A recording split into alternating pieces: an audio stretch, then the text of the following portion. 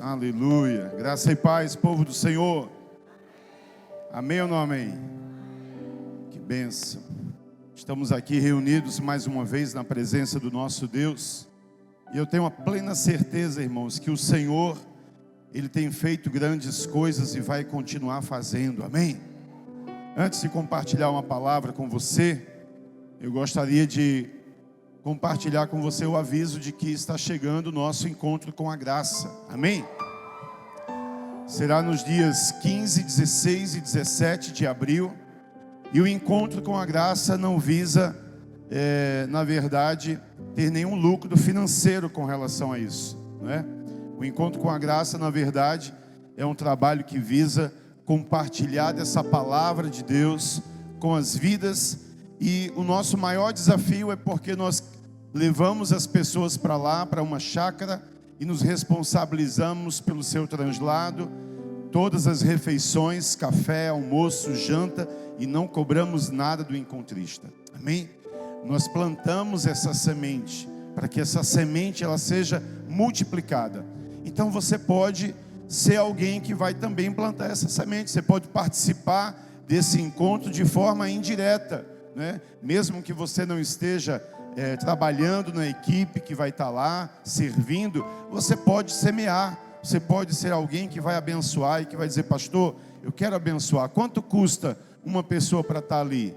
Nós colocamos um valor que na verdade é um valor que nós montamos para formar o custo. R$120 significa cada pessoa que vai estar ali. Significa o valor dessa inscrição. Então você pode abençoar. Pastor, está aqui, 120. Pastor, eu não tenho 120, mas eu tenho 20, né? Pastor, eu não vou dar os 120, mas vou dar a metade. Você vai dar aquilo que o Senhor gerar no seu coração.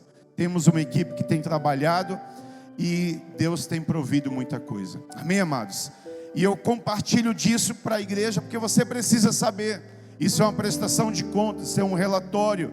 Mas na verdade eu estou descansando no Senhor, porque sei que o nosso Deus, Ele já providenciou todas as coisas. Amém? Nós queremos levar para lá 100 pessoas e já temos 80 inscritas. E eu tenho certeza que vai ser tremendo esse mover, esse derramar do Senhor sobre aquelas vidas. Amém? Então você que quer ser um abençoador disso, faça isso também. Pastor, eu gostaria de participar desse encontro. Pois é, você me procura, porque eu vou colocar o teu nome numa listinha de confirmação. E havendo a possibilidade de confirmar, você já vai nesse encontro, tá? Com certeza você vai ser abençoado. Pastor, para quem é esse encontro? Para qualquer tipo de pessoa, tá? Aquele que não é evangélico, aquele que já é, aquele que é novo convertido, aquele que já é antigo na igreja. Mas são pessoas que querem mergulhar no pleno evangelho da graça. E sabe, irmãos, a palavra de Deus, essa graça revelada a nós, ela na verdade pode nos dar a possibilidade de viver uma vida com uma perspectiva diferente. Então acredite, Deus gerou você, chamou você, criou você para estar aqui, para que você tenha uma vida de vitória. Olha para a pessoa que está perto de você e diz para ela, diga: Deus te chamou para ser vencedor. Amém? Essa é a chamada de Deus para a sua vida, que você seja vencedor. Mas o que acontece? Acontece que muitos de nós, muita gente vive uma vida de derrota, irmãos. Uma vida de fracasso, sabe? Uma vida que não é a vida que Deus preparou para você. E quem vive uma vida de derrota e de fracasso não é apenas aquele que vive fora do evangelho. Às vezes tem pessoas que estão aqui dentro e estão vivendo também essa vida de derrota. Mas o que Deus tem para você é uma vida abundante. Amém? O que Deus tem para você é uma vida onde você possa reinar em vida. Reinar em vida. Você sabia que você pode reinar em vida? É o que diz a palavra de Deus. Abra sua Bíblia comigo, Romanos capítulo 5. Você pode reinar em vida, é o que diz a palavra de Deus sobre você. Romanos capítulo 5. Aleluia. Romanos capítulo 5. Eu amo essa palavra, eu amo esse texto. Quando a Bíblia diz, Romanos 5, verso 17. Olha o que diz a palavra de Deus. Se pela ofensa de um, e por meio de um só, reinou a morte, muito mais, diga muito mais. Não diga com fé, diga muito mais. Os que recebem a abundância da graça e o dom da justiça reinarão em vida. Olha o que a palavra de Deus diz: reinarão em vida por meio de um só, a saber, Jesus Cristo. Você pode dizer amém?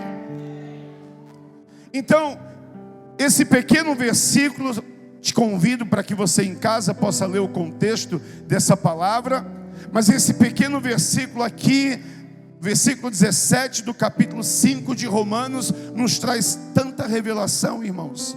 Nos traz, sabe, tantos ensinamentos. E Paulo consegue explicar aqui exatamente o que aconteceu com o primeiro Adão e o que passa a acontecer através do segundo Adão. Quando Deus criou o homem, Ele criou com um propósito.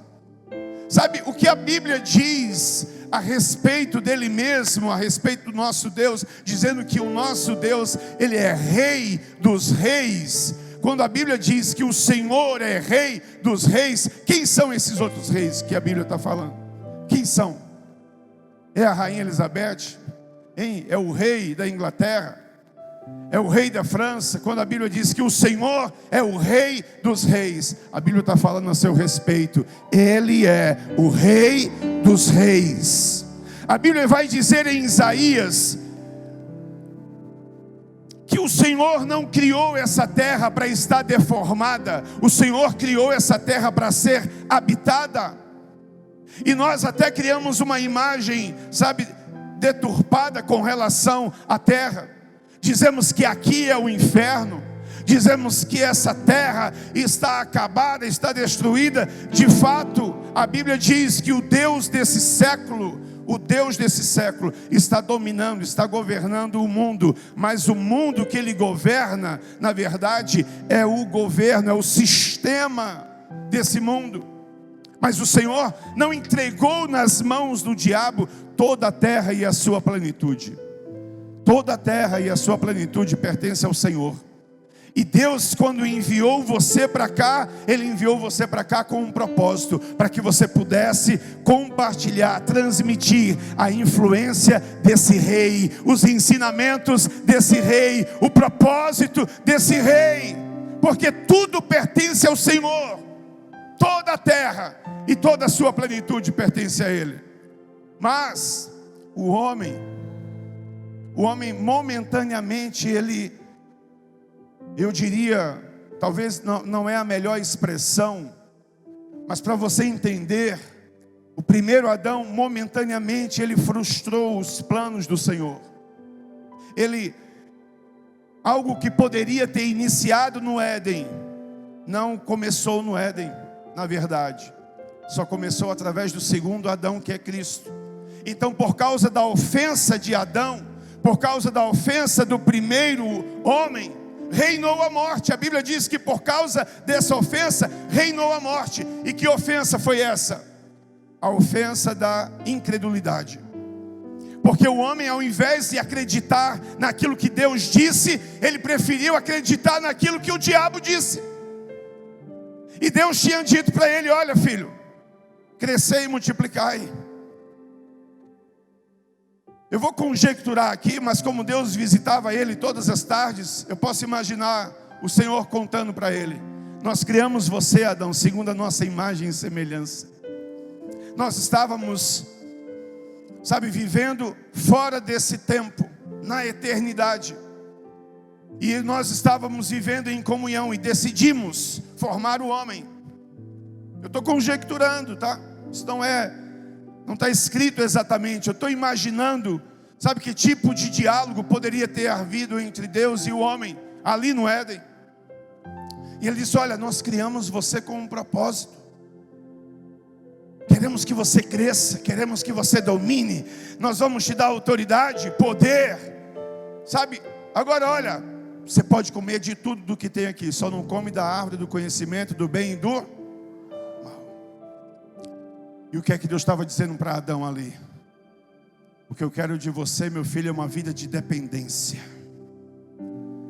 Mas quando a gente se acha independente, quando a gente se acha que não precisa exatamente daquela outra pessoa, e que você quer se colocar no mesmo lugar ou até maior do que aquela pessoa, então você ofende. E a primeira ofensa veio através da incredulidade, porque Adão não acreditou, não creu, não confiou naquilo que o Senhor tinha dito, ele desobedeceu. Nós dizemos que o primeiro pecado é a desobediência, e de fato é o primeiro pecado teologicamente ensinado. Mas o que gerou essa desobediência? A incredulidade. Não acreditar no que Deus disse. Então toda vez que você é incrédulo, aquilo que o Senhor fala com você, você ofende a Deus.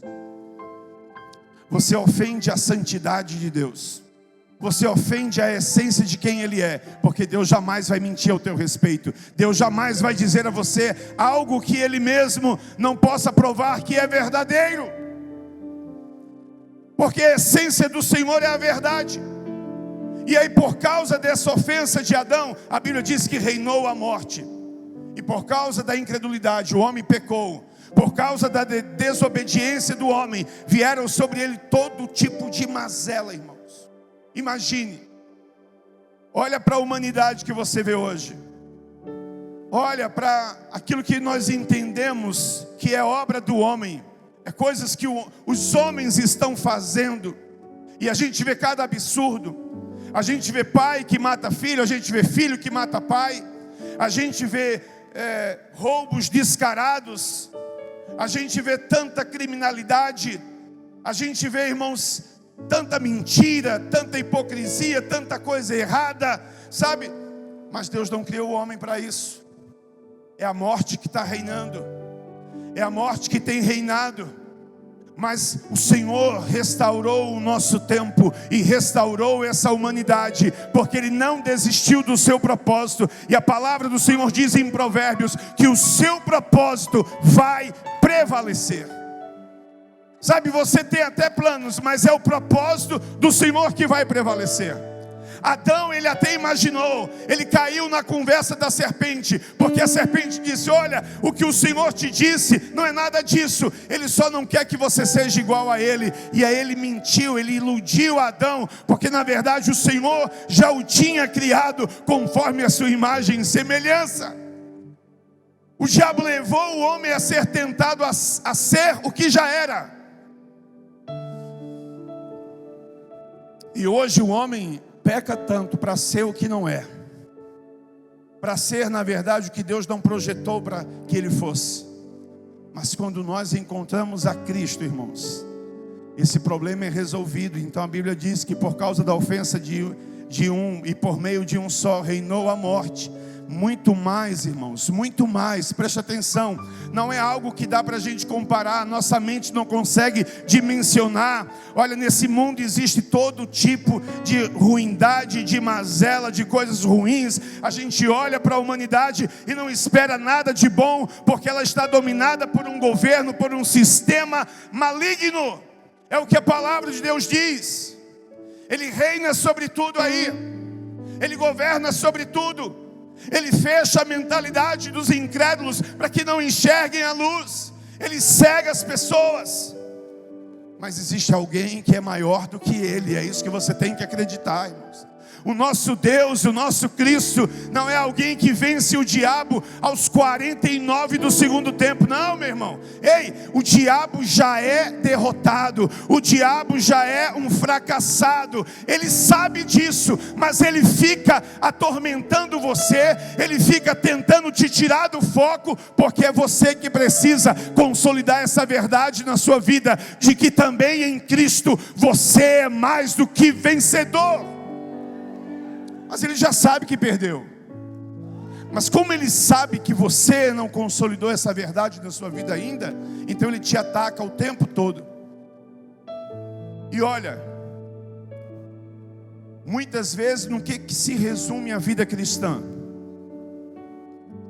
Tem muitas pessoas que a vida cristã dela se resume em buscar o que já tem,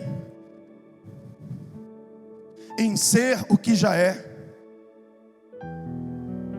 em merecer o que ele nunca merece, mas o Senhor já deu de graça.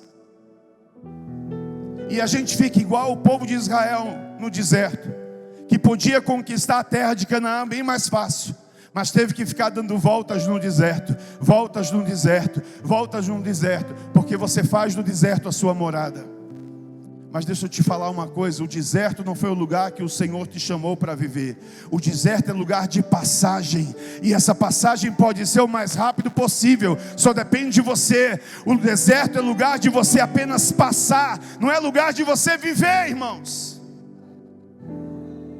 O lugar de você viver é Canaã. Deserto é vida na alma, Canaã é vida no espírito. Então o que o Senhor tem para você é uma vida em Canaã. Sai do deserto, irmãos. Mas às vezes até as nossas palavras, se nós não entendermos e não buscarmos essa revelação de que o Senhor tem uma vida em Canaã para nós, eu vou sempre estar falando para você a respeito do deserto, mas eu prefiro ensinar você sobre Canaã. O Senhor te chamou para que você pudesse reinar em vida, e esse reinado em vida em Canaã é a sua vida no Espírito. Então é lógico que o pecado trouxe todo tipo de mazelas e consequências ruins para a vida do homem. Se a gente for citar aqui, a gente não para, irmãos. São 9h32, mas se a gente começar a citar, são tantas coisas que o diabo fez através do pecado na vida do homem, e ainda hoje nós sofremos consequência disso, e estamos sujeitos. Mas o que é que nós precisamos como crentes no Senhor? O que é que nós precisamos saber como filhos de Deus? O que é que nós precisamos entender como nova criatura? Sabe, você acha que Deus te trouxe para cá, te salvou, te resgatou, te tirou do império das trevas para o reino do Filho do seu amor? Olha só o que é que a Bíblia diz: te tirou do império das trevas e te transportou para o reino. Ei, querido, você faz parte de um reino. Existe um rei que está sobre você faz parte de uma cultura celestial, você faz parte agora de uma outra perspectiva de vida. Então nós não somos escravos, irmãos, para vivermos mais uma vez atemorizados do que é que você tem medo. Ah, pastor, o meu inimigo, querido, o teu inimigo não é o teu irmão, para com isso. O teu inimigo não é teu vizinho, o teu inimigo não é o teu patrão.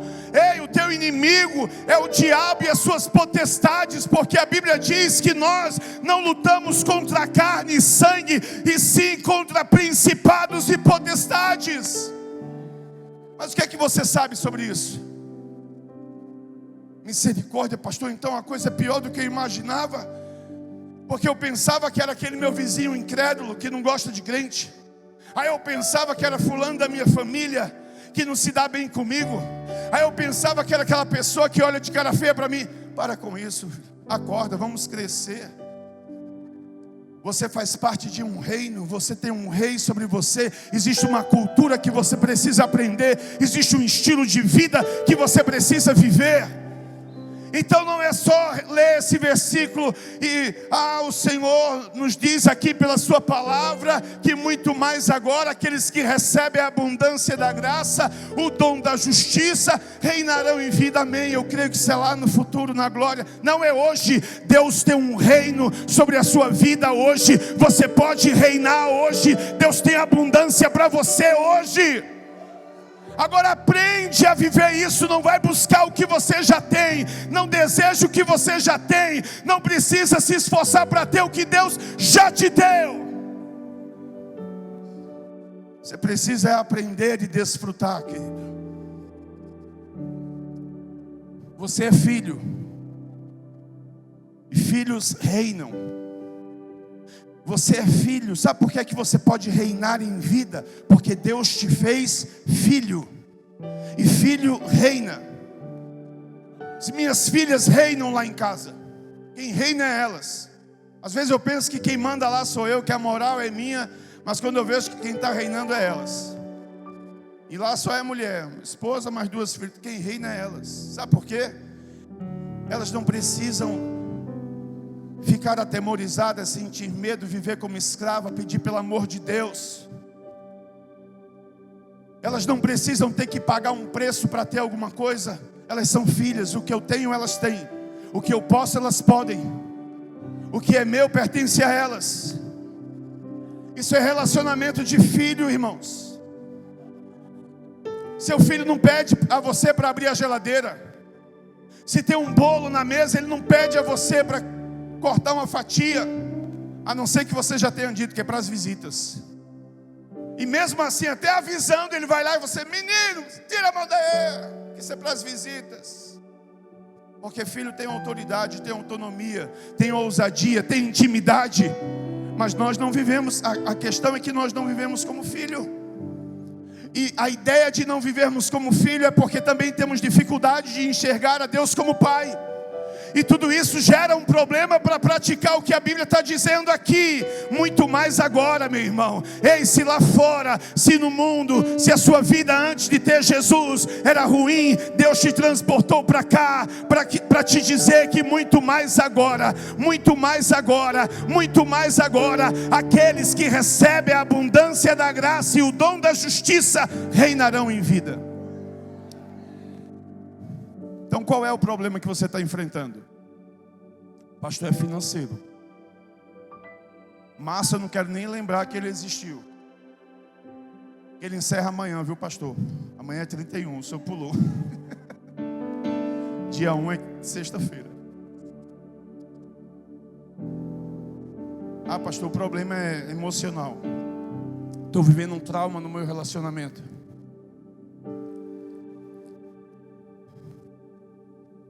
Pastor, o problema é espiritual. Uma frieza.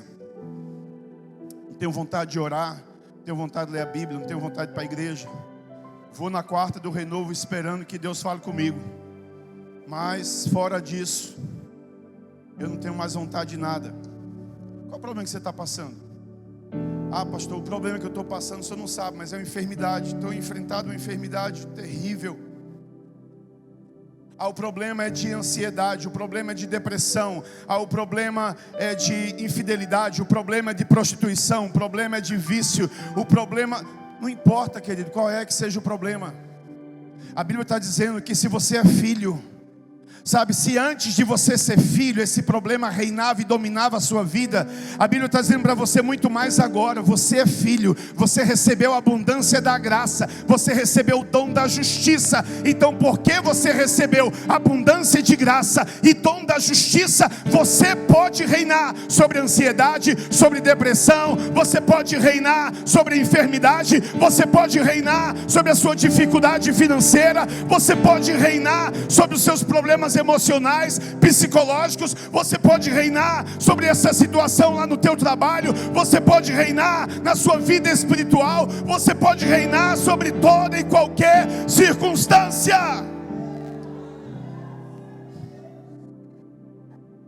Mas lembra do deserto que eu falei? Porque reinar é vida em Canaã, irmãos. É vida no espírito. Mas a gente está acostumado a viver no deserto. E deserto é vida da alma. Deserto é a vida na alma.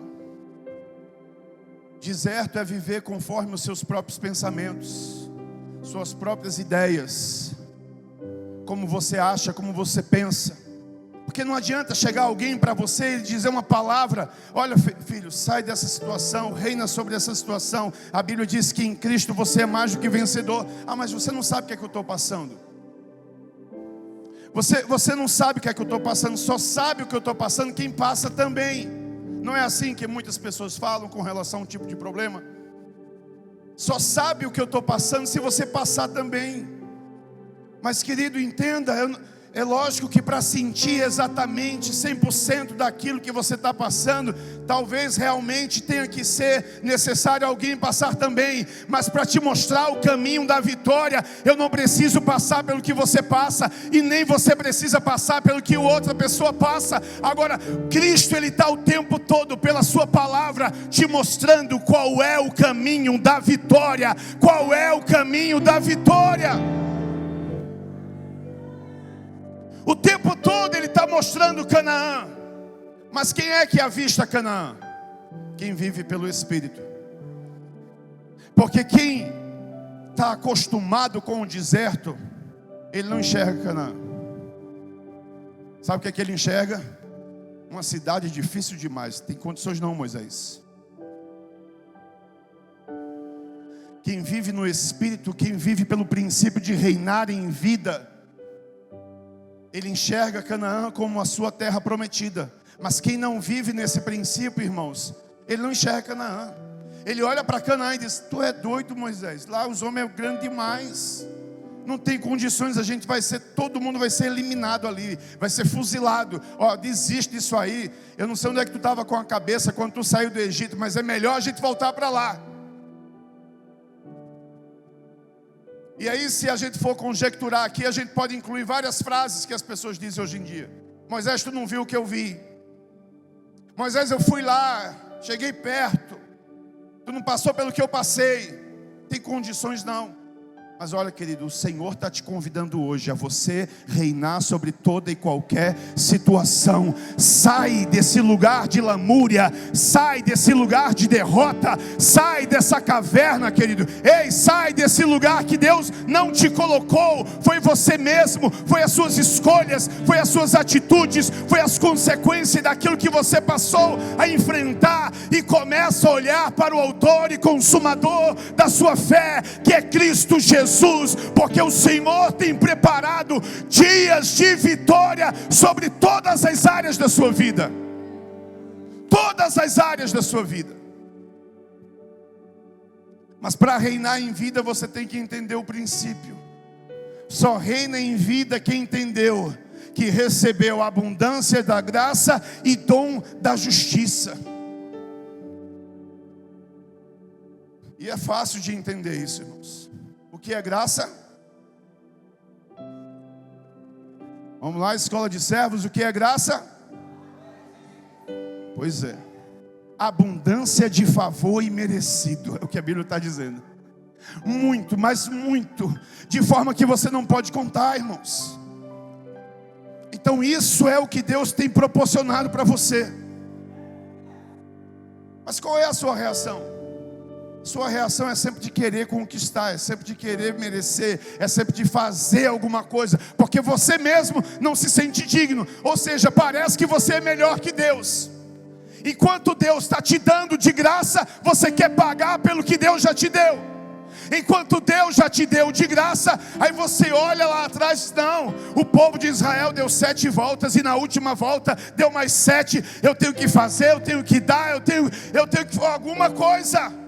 Calma, filho, hoje você está na nova aliança. Sabe o que é que você precisa fazer primeiro? Primeiro você precisa crer. Depois que você crê, depois que você recebe a revelação do que Deus te deu, aí sim você se levanta e anda de acordo com o que você crê. Não é fazer primeiro para receber. Primeiro você tem que crer, querido. É diferente. Quando Paulo vai ensinar os Efésios, a igreja de Éfeso, sabe o ensino de Paulo à igreja de Éfeso? É baseado exatamente nessas 3 palavras: senta, anda e permanece.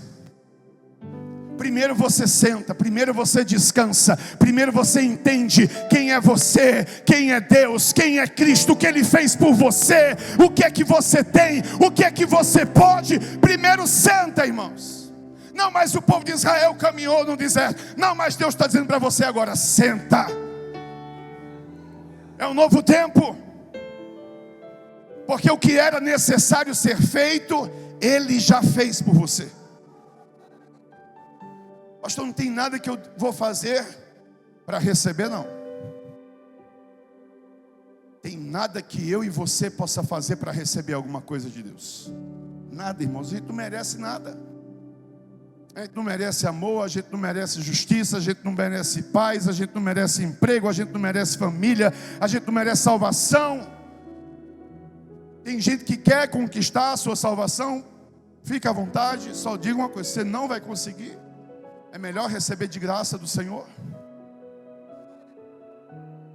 Então você primeiro precisa crer. Crer nessa abundância da graça.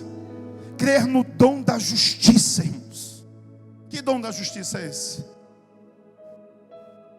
É o presente que Deus te deu, te tornou justo. Mas quem era você antes? Você era pior do que um Fernandinho Beiramar. Tem como aquele homem se limpar dos crimes que fez hoje diante da justiça brasileira? Estava assistindo esses dias, um rapaz que atropelou, causou a morte de umas famílias em Recife, estava embriagado, foi condenado, 29 anos de prisão. E é terrível esse nome, né, irmãos? Condenado. O camarada estava lá, diante do tribunal. Estavam os promotores de justiça. Tinha um júri popular, tinha um público. Estava todo mundo ali esperando. Esperando o quê, irmãos? Esperando o camarada ser condenado. Era isso que estava esperando. E sabe o que é que Deus fez por você? Te deu o dom da justiça. Inocente. Eu acho que essa era a frase que aquele homem queria ouvir naquele dia. Mas não tinha como ele ouvir, porque ele era culpado mesmo. Mesmo estando embriagado, a culpa era dele. Ele assumiu, ele confessou, ele chorou lá. Eu assisti a reportagem. Mas não tinha palavra melhor que ele pudesse ouvir na vida dele. Se Cristo pudesse aparecer ali e dizer assim: olha, você está livre. Você não entende, irmãos? O dom da justiça não é perdão. O dom da justiça é te tornar inocente, irmãos. Mas pastor, como é que eu vou me tornar inocente de algo que eu fiz? E esse cara mesmo, que o senhor está falando ali, como é que ele poderia se tornar inocente? Isso não seria uma coisa absurda? A família não ficaria revoltada? Realmente, irmãos. Mas sabe como era a única forma dele se tornar inocente? Se naquele momento onde ele estava recebendo a sentença de condenação, se naquele mesmo momento ele morresse. Então depois que morreu, quem é que ia prender ele? Para 29 anos de cadeia. Iam levar ele para a prisão? Morto? Alguém ia levar ele morto para a prisão? Não ia. Não tinha como. Então não é que Deus, irmão, está tratando com o seu pecado de maneira irresponsável. Mas entenda, você morreu para o pecado e ressuscitou com Cristo para uma nova vida. Aí vamos imaginar, aquele homem morreu, não tem como aplicar a pena nele. Sendo que aí ele ressurgiu. Não mais aqui no Brasil, mas ele ressuscitou lá na Alemanha. Um novo nome, uma nova história na vida dele começa a ser escrita. Tem como condenar esse homem novamente? A justiça não pode condenar duas vezes. Já foi sentenciado ali. Ah, mas ele não teve como cumprir 29 anos de cadeia porque ele morreu. Mas ele ressuscitou. Ele morreu como João e ressuscitou agora como Jeremias. Tem como mais? Foi isso que Deus fez com você. Entenda, Deus fez isso com você. Aí uma vez que você se senta e recebe essa revelação, uma vez que você se senta e sabe quem você é, que você é filho, que você é amado, que Deus te perdoou, mas Ele não só te perdoou, Ele também te justificou. A Ele agora te convida para você começar a andar como filho, andar como justo, andar como santo, andar como salvo. Entendeu quando é que você vai andar? Sendo que, o que é que acontece? Existe toda uma infraestrutura do inferno para desconstruir o que você passou a crer. Por isso que o ensino em Efésios é: senta, anda e permanece.